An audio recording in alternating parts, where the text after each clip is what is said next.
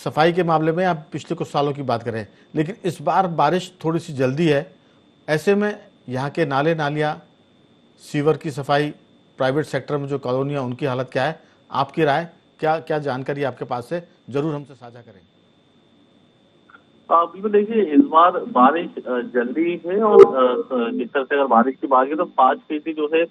पिछली बार की अपेक्षा बारिश ज्यादा भी होगी। अमूमन हर साल जो है 15 अप्रैल से नालों की सफाई अभियान जो है 15 जून तक चलाई जाती है, लेकिन उस तरह की स्थिति जो है राजधानी भोपाल में देखने को नहीं मिली है। अगर नालों की बात की जाए तो करीब 800 से ज्यादा छोटे बड़े नाले भोपाल में हैं और हर साल देखने को मिलता है कि अगर इन नालों की बात करें तो इन नालों का जो ड्रेनेज सिस्टम है काफी बदतर है। लेकिन हर साल जिस तरह से अगर करोड़ों की राशि जो है इन पर खर्च की जाती है, जो मशीनरी अगर बात की जाए,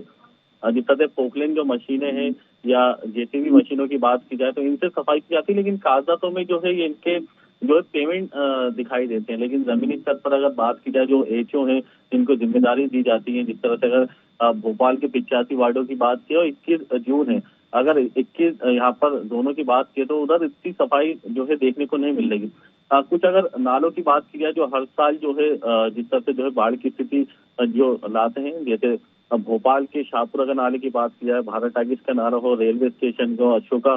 गार्डन की यहाँ पर बात की जाए, या सुभाष नगर हो या सेफिया कॉलेज का, तो इस तरह के करीब 150 से ज्यादा जो है बड़े नाले हैं और इन नालों का जो है जो निचली बस्तियां हैं या कॉलोनियां हैं उनमें इनका पानी घुसता है। एक चीज मैं जानना चाहूंगा कि जो बस्तियां, जो है हर साल करोड़ों की जो बस्तियां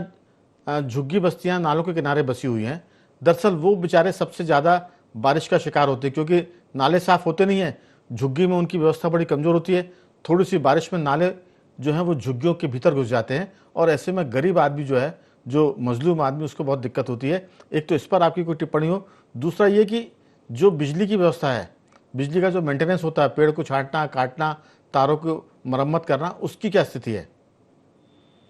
देखिए, बिजली का मेंटेनेंस को लेकर तो काम हुए हैं कई जगहों पर, जिस तरह से जो पेड़ की कटाई थी वहां पर देखने को मिले। और अभी से जो है नगर निगम ने भी जो है आपात कंट्रोल रूम जो है बाढ़ नियंत्रण कक्ष जो है वो बनाया है, और इसको लेकर जो हेल्पलाइन नंबर है सभी वार्डों के, जोनों के, वो भी जारी किए। अगर भारी बारिश होती है और किस तरह की स्थिति से निपटने के लिए जो है